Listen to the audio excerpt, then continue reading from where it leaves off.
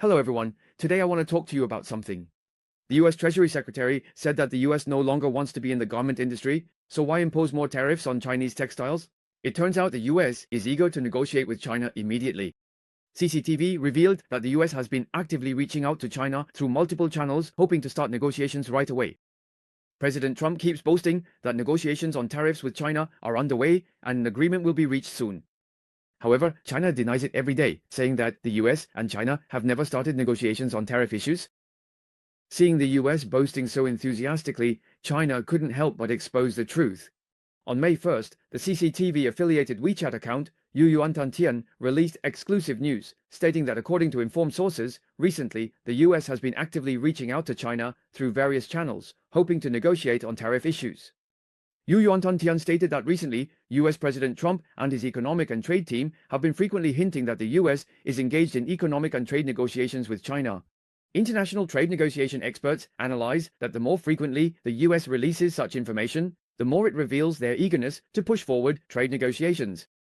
Yuantantian described China's stance on the negotiations, stating that a spokesperson from the Ministry of Commerce had previously responded, saying that if the US truly wants to resolve the issues, it should heed the rational voices from the international community and various domestic sectors, completely remove all unilateral tariff measures against China, and find ways to resolve differences through equal dialogue.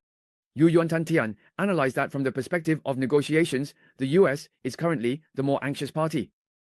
Currently, the Trump administration is facing multiple pressures. The first is economic pressure.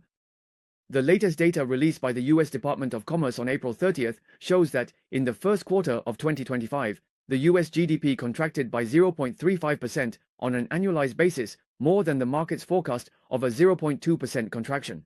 Over the past 2 years, the US GDP growth rate has been slightly above 2%, but the Trump administration's tariff policies have begun to impact the US economy. This is not the first economic indicator to show a decline in the US. By analyzing foreign media reports, since the Trump administration announced the imposition of so-called reciprocal tariffs, Yuantantian found that in less than a month, the word decline has frequently appeared. On April 8th, the US stock market opened high and closed low, with all three major indices collectively declining at the close. On April 16th, the US stock market closed with a significant decline that day. On April 11th, the US stock market declined, the dollar exchange rate fell to a nearly 3-year low, and investors were very concerned about the US economic outlook. Interestingly, while the market was incessantly chattering, the Trump administration was simultaneously staging another dramatic turnaround. On April 9th, just a few days after the US stock market plummeted, the Trump administration suddenly made a sharp policy turn, announcing a 90-day delay in imposing the so-called reciprocal tariffs on most countries. It was clear to any observant person that this was the result of economic pressure, market turmoil, and multiple considerations of international countermeasures. Immediately following this, the Trump administration began its rhetoric performance. On April 17th, Trump mentioned for the first time that discussions on a tariff agreement with China were underway, and the day before, all three major US stock indices had fallen. From that day on, Trump began to frequently and indirectly hint that the US was in contact with China. But the market wasn't buying it. While Trump was creating facts on one side, the US stock market was plummeting on the other, hitting rock bottom on April 11th, with the dollar weakening significantly. At this point, Trump's reliance on vague statements was clearly insufficient, so he began to explicitly state that not only would he engage in very friendly talks with China, but he also intended to significantly reduce tariffs on China, hoping to reach a trade agreement. From April 21 to 25, he dropped hints about US-China contacts or talks nearly every day. The effect was immediate. Stocks rebounded and the dollar strengthened. According to Yuantan, seeing that this approach was effective, Trump and his diplomatic team started to press China hard, claiming at least 11 times in just 10 days that they were in talks with China. But Yuantan exposed the truth. Before the US takes any substantial action, China sees no need to engage in talks with the US. However, if the US wishes to engage with China, it poses no harm to China at this stage. The situation needs to be observed, and even to force out the true intentions of the US, to gain the initiative in both negotiation and confrontation. Secondly, besides economic pressure, the Trump administration is also under significant pressure from public opinion.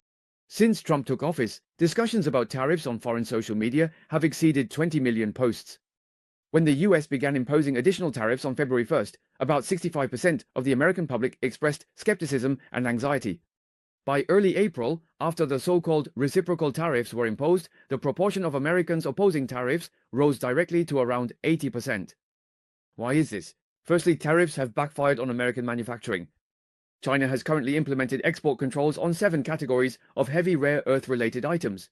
According to Bloomberg, the US currently has zero capacity to refine these 7 categories of heavy rare earths domestically, and these rare earths, such as cyan, are essential for military weapons.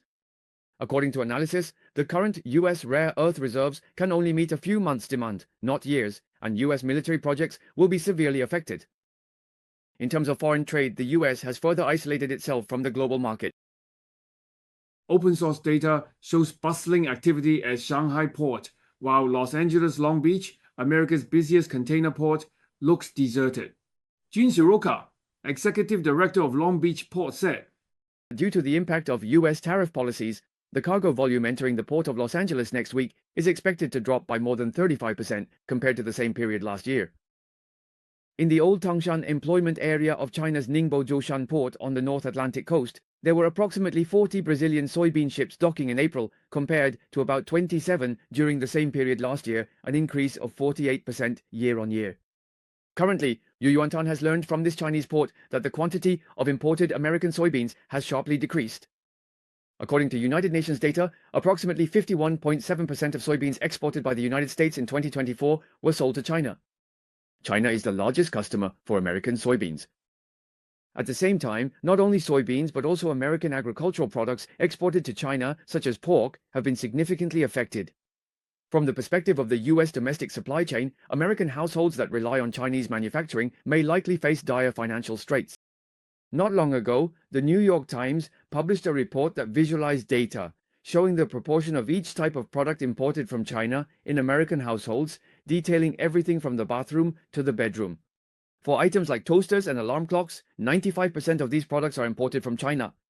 In other words, if these products cannot be smoothly imported from China, American citizens will face a situation where they are almost out of stock domestically.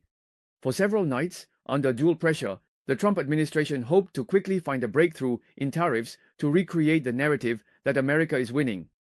Thus, in negotiations with other countries, the Trump administration still wanted to use China as a talking point. Recently, the United States has been gradually advancing negotiations with India, Japan, and South Korea, but the progress of these negotiations is not as smooth as the US claims. In the first round of negotiations with Japan, Japan did not agree to any of the US demands, and both sides only planned the arrangements for the next negotiations. In fact, before Japan sent the Minister of Economic Revitalization to the US for negotiations, Prime Minister Shigeru Ishiba mentioned that they were not prepared to make significant concessions. After the first round of negotiations, Shigeru Ishiba also mentioned that Japan does not intend to obediently comply with the US demands to take on more burdens. The situation with the negotiations between the US and South Korea is similar. Although US Treasury Secretary Bessent said that the US and South Korea will soon reach a memorandum of understanding, an official from South Korea's Ministry of Trade, Industry and Energy responded that it is impossible for both sides to finalize an agreement before the South Korean presidential election on June 3rd. While most countries remain on the sidelines, Trump's frequent announcements about negotiations with China have another important intention. In a few days, citing international trade negotiation experts, it was analyzed that the first country to reach an agreement with the US will serve as an important reference for subsequent negotiations. Other countries will use the agreement of the first country to assess which areas have room for maneuver and negotiation with the US. China is the country on which the US has imposed the highest so-called reciprocal tariffs. If even China has to make significant concessions and actively seek negotiations with the US, then the room for maneuver for other countries will be very limited. In other words, by spreading false information that China is eager to negotiate with the US, Trump is attempting to create a time pressure on other negotiating partners, forcing them to rush into reaching an agreement with the US under this pressure, thereby conceding more benefits to the US. By reviewing Trump's numerous statements and his shifts over several days, this is considered one of his negotiation strategies. From a negotiation perspective, Trump employs a strategy of strategic uncertainty. To put it plainly, it means deliberately not playing by the usual rules. The Trump team believes that certainty is actually an obstacle at the negotiating table. If the opponent cannot understand your logic, they have to spend a lot of time and effort analyzing and judging, greatly increasing the cost of information processing, and they might easily fall into the trap of misjudgment. This method disrupts the opponent's footing, increases their anxiety, and ultimately forces them to make concessions under conditions of information asymmetry. But in reality, once you understand the psychology behind the US negotiations, you'll find that in terms of engagement, China is not the party at fault and does not need to dodge or evade. China is quite composed. Many believe that Trump's so-called strategic uncertainty cannot actually confuse China. If there is uncertainty, China will eliminate it. If the US wants to engage with China, China can use this willingness to engage to force out the US's true intentions and better seize the initiative. Many believe that in such negotiations and games, historically, China's 5,000 years of civilization have accumulated a wealth of wisdom and energy. In terms of practical operations, in its struggle with the US, China also has experience and strategies. Ultimately, it comes down to this. If you want to talk, the door is open. If you want to fight, we will accompany you to the end. This is China's confidence and determination. After reading the article by Ruogan Tiantian, it can be summarized as follows. First, Trump's constant announcements about negotiating with China are false news. Second, China revealed that the US has been actively reaching out through multiple channels, hoping to negotiate with China, which is the current situation. Third, in the future, the US and China will eventually engage in negotiations. China has already taken the initiative. It's just a matter of when, in what manner, and under what conditions the talks will begin. Additionally, US Treasury Secretary Mnuchin's recent speech was heavily criticized. On April 29, at a White House briefing about Trump's push to revive manufacturing, Besson said Trump is focused on jobs of the future, not the past. He added, "Where I grew up, we don't necessarily need to bring back the textile industry, but we do want to revive precision manufacturing and bring it home." Hours later, the national textile organizations fired back, expressing strong disappointment. They've long supported Trump's trade agenda, including this month's sweeping tariffs. The organization emphasized that the US textile industry produces over 8,000 different products for the US military and employed more than 470,000 workers last year. The council's chairman, Gambon Glass, said in a letter, "People in our industry are deeply disheartened by your remarks, especially since President Trump himself has repeatedly emphasized the strategic importance of the textile industry." Glass requested a meeting with Besant, asserting that the strategically important key industry of the US textile sector should not be overlooked. The Trump administration's stance on manufacturing is inconsistent. On April 6th, Secretary of Commerce Commerce Secretary Howard Lutnick told CBS's Face the Nation that reciprocal tariffs would boost the economy. He excitedly envisioned millions of workers screwing tiny bolts to make iPhones in America. Does having workers screw tiny screws to make iPhones count as the precision manufacturing that Besant mentioned? Foreigners generally understand the definition of precision manufacturing as relying on technology. Manufacturing involves precision processing and automation, focusing on cost-effectiveness and quality. Workers screwing tiny screws to make phones doesn't seem very precise. It can be summarized like this. First, since Besant said that the US doesn't need to let the textile industry flourish again in America, but just wants to revitalize precision manufacturing, then why does the US impose a 145% tariff on Chinese textiles? Isn't this just increasing for the sake of increasing? Second, the statements from US officials are utterly chaotic. The tariffs imposed by the US are selfish and baseless, merely for America's own benefit. The excessive tariffs are intended to suppress trade opponents and seek their own advantages. The real reasons can't be spoken, so the false reasons naturally become more and more confusing.